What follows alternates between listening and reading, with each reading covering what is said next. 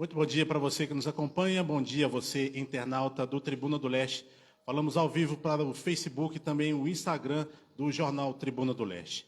Na manhã dessa sexta-feira, a Vigilância em Saúde, Secretaria Municipal de Saúde, confirmou a morte de um homem de 54 anos por febre maculosa. Para falar sobre essa situação desse senhor que veio a óbito, nós recebemos aqui a Maria Cristina Caldeira, coordenadora da Vigilância em Saúde.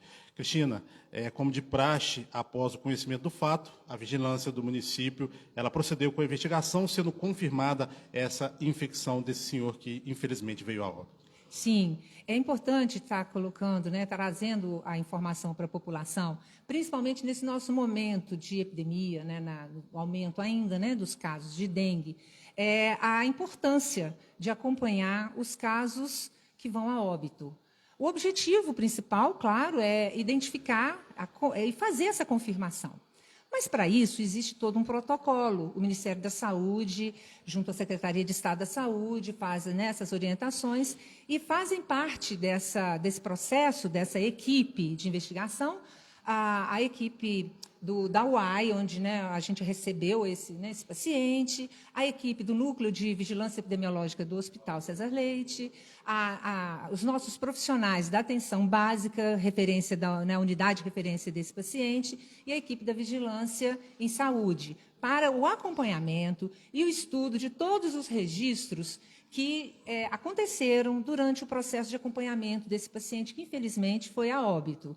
Então, com isso, é realizada a discussão, os profissionais acompanham e fazem a avaliação para identificar qual seria a doença de maior força, o que efetivamente teria levado à condição do óbito. Há uns dias atrás, nós entrevistamos a secretária municipal de saúde, Ana Lígia de Assis, e ela nos informou que havia suspeita de um terceiro caso de óbito por dengue. Portanto, esse caso desse senhor de 54 anos que veio a óbito é por febre maculosa, então descartando a situação do caso por dengue. Sim, sim. A gente chama atenção da importância desse acompanhamento e também damos destaque a essa condição. Na nossa região, nós temos a presença da capivara, que é o nosso transportador do carrapato, que, se estiver contaminado com a rickettsia, que é uma bactéria que vai transmitir a febre maculosa, se torna também uma condição importante. É importante a gente acompanhar essa situação. Mas, nesse caso, como havia também, a clínica foi que fez o encerramento dessa condição com mais segurança, para que não fosse, identificando não haver sido um óbito por uma arbovirose, no caso, o dengue, o chikungunya ou o zika. Esse senhor, ele possuía algumas comorbidades e esteve também em locais onde há a presença da capivara. Capivara, exatamente. Isso é importante também de trazer, porque os pacientes, quando eles trazem fatores que vão fortalecer o problema, vamos dizer assim, alguma doença ou fator idade, tudo isso é muito considerado. E isso tudo vai sofrer uma interferência, vai trazer um risco para a condição de vida e de recuperação desse paciente. Então, nesse caso, infelizmente, também havia presença de outras situações de risco, que, com toda certeza, foram exacerbadas, vamos dizer assim, fortalecidas, para a condição de uma evolução não positiva. Cristina, com relação aos sintomas da febre maculosa, quais são os principais? Bom, nós chamamos a atenção para a condição de febre, a nossa situação de chamar a atenção presença de petequias na região da picada, imediatamente avaliar onde a pessoa foi, qual o ambiente que ela esteve, para poder descartar ou confirmar uma possibilidade, para poder fazer o atendimento de acordo com o quadro que precisa ser encaminhado. Em relação a métodos de prevenção da febre maculosa, quais são? Pois é, principalmente evitar essas regiões onde a gente tenha a presença de animais que possam ser os transportadores desses vetores, desses que vão estar efetivamente, no caso da febre maculosa, com a bactéria, por conta do risco. Então, regiões onde a gente tenha a presença da capivara, que é um animal que vai servir para isso, ou também uma preocupação animais, né, que são de utilidade doméstica, como cavalos também, né? Isso também chama atenção para evitar essas áreas. E estar sempre muito atento à presença de algo que saia da rotina, né, da condição, para que uma unidade de saúde seja procurada e as orientações sejam dadas e as ações feitas devidamente. Retirando a situação da febre maculosa, Maria Cristina, a gente volta a reforçar também os cuidados em relação às arboviroses, tendo em vista aí a situação da dengue aqui no município. É importante que a população ela esteja mais atenta com relação à proliferação do mosquito Aedes? Sim, Danilo, isso chama muito a atenção para que combater a dengue não é algo novo para nós, né? O Brasil vem sofrendo com as epidemias desde a década de 80. Então, fica o questionamento. Por que até hoje a gente ainda continua? Não mudaram as orientações, né? O cuidado, a eliminação dos focos, principalmente levando em consideração.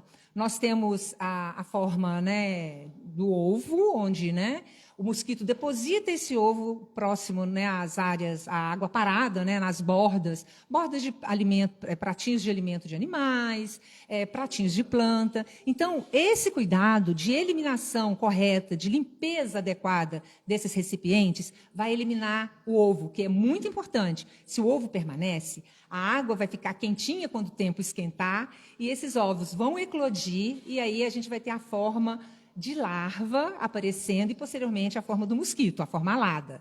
Então, a gente também tem um outro momento de ação, que é a aplicação do larvicida pelos agentes nos ambientes, que é muito importante que seja feito para eliminar a forma larvária. Mas esse larvicida não elimina o ovo, elimina a forma larvária.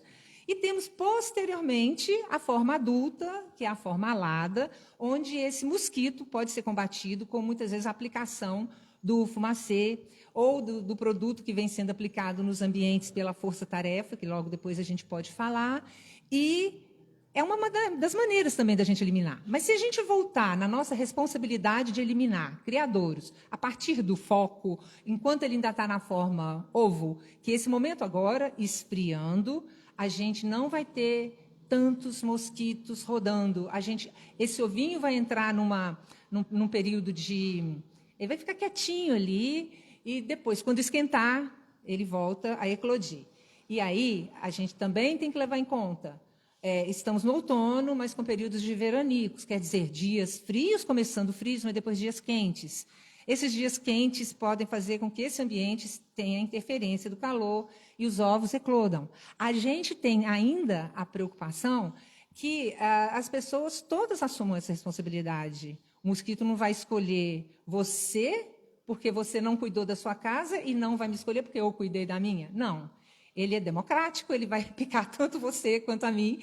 E essa condição vai fazer com que, se eu cuidar, ou se você não cuidar, ou você cuidar e eu não cuidar, a gente continua preservando o ambiente de proliferação. Então, daí é o cuidado. Em relação à força-tarefa, qual o cronograma dela neste final de semana aqui em Manhuaçu? Pois é, nós temos agora, né, esse período de resgate, que vai ser... Eu tenho até um áudio que depois eu posso fazer a recuperação dele.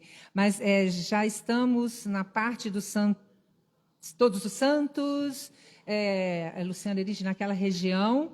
Mas nesse sábado a gente vai ter um resgate do Sagrada Família, ao lado do Petrino. Eu preciso depois até confirmar, posso confirmar até ao vivo aqui, mas a importância está sendo muito grande, porque eles estão sendo, né, recebidos pela população, e é muito importante que essa população receba, porque nós precisamos ter uma cobertura mínima dos imóveis onde as áreas estão com mais problemas, porque não adianta, se eu não tiver pelo menos 90% dessas áreas cobertas, devidamente trabalhadas, eu vou ficar sempre com risco de permanência do mosquito circulando. Então, é isso que a gente precisa fazer, atuar eliminando o que nos for possível eliminar, recebendo os nossos agentes e a força-tarefa, e muito atentos às condições dessa situação de eliminação que cabe a todos. Exatamente, Maria Cristina, a gente agradece os esclarecimentos em relação à morte do senhor de 54 anos por febre maculosa e também reforçando aí os cuidados com a dengue aqui no município. A gente agradece a sua participação aqui, trazendo essas informações. Eu agradeço e te mando a cola, de onde a Força Tarefa vai estar trabalhando amanhã. Tá? Eu que agradeço. Com certeza, obrigado à participação da Maria Cristina Caldeira, com imagem de Jorge Augusto Costa, repórter Danilo Alves.